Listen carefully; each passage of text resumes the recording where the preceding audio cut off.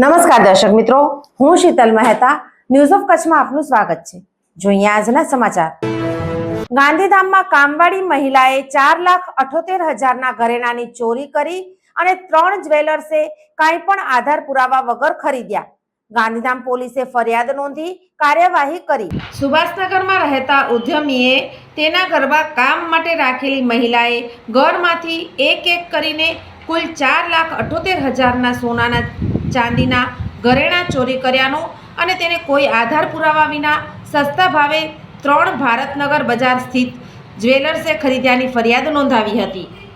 ગાંધીધામના એ division police મથકે શનિભાઈ કિરણસિંહ ડોડિયાએ આરોપીઓ દેવિકાબેન વાઇફ ઓફ મહેન્દ્ર રહે મૂળ સુરતગઢ રાજસ્થાન, અંબિકા જ્વેલર્સના સંચાલક, શિવશક્તિ જ્વેલર્સના સંચાલક, કુંદન જ્વેલર્સના સંચાલક સામે ફરિયાદ નોંધાવતા જણાવ્યું કે આરોપી મહિલા દેવિકાબેનને 2024માં ઘરકામ માટે રાખીને 3જા માળે એકલા રહેવાની વ્યવસ્થા કરી આપી હતી, જેમની તેમનું પરિવાર એક સભ્ય તરીકે જ રાખતા અને તમામ માહિતી અને ચાવીઓ તેમની પાસે હતી।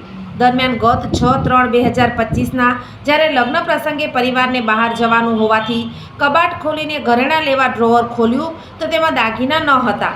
પરિવારના સભ્યો, માતા પિતાને પણ અંદાજો ન હતો ત્યારે આરોપી દેવિકાબેનને પૂછતા તેઓ ભાંગી પડ્યા અને પિતા આગળ રડતા તેમણે કહ્યું કે તેમને ટીબી છે અને તેની સારવાર માટે 2024માં અલગ સમયે એક ઘરેણું ચોરી કરતા અને 2-3 થાય ત્યારે અલગ સોનીઓને વેચી નાખતા। તે સંબંધે તપાસ કરતા સામે આવ્યું કે આરોપીએ એક સોનાની ચેઇન, કાનની 2 બુટ્ટી, 2 સોનાની બંગડી, 3 વીંટી, 1 લોકેટ, 2 બ્રેસલેટ, 1 કડો, ચાંદીનો કંડોરો, કાનની 4 બુટ્ટી અને રોકડા 32,000 મળીને કુલ 4,78,000ની ચોરી કરી હતી। પૂછપરછમાં તેમણે ભારતનગર કે મહેશ્વરીનગર રોડ પર રહેલા અંબિકા જ્વેલર્સ, શિવશક્તિ જ્વેલર્સ, કુંદન જ્વેલર્સના સંચાલકોએ કોઈ આધાર પુરાવા માંગ્યા વિના ઓછા ભાવે આ દાગીના ખરીદ્યાનું જણાવ્યું હતું, જે આધારે પોલીસે 3 જ્વેલર્સ સહિત તે મહિલા વિરુદ્ધ ફરિયાદ નોંધીને તપાસ આદરી છે। સોફ Kutch power by opal electronics, LG best shop, Vijaynagar road Bhuj, Rambag road Adipur. Power by KC jewellers, latest fashion ડિઝાઇનના ઓર્નામેન્ટ્સનો વિશ્વાસપાત્ર શોરૂમ, હોસ્પિટલ રોડ ભુજ।